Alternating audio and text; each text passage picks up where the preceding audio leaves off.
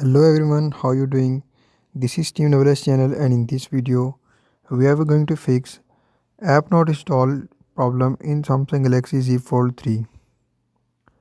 So first of all just don't forget to subscribe and also press the bell icon if you're new in this channel. So to fix app not installing problem Samsung Galaxy Z Fold 3, simply first of all just follow every single step as I'm showing you in this video.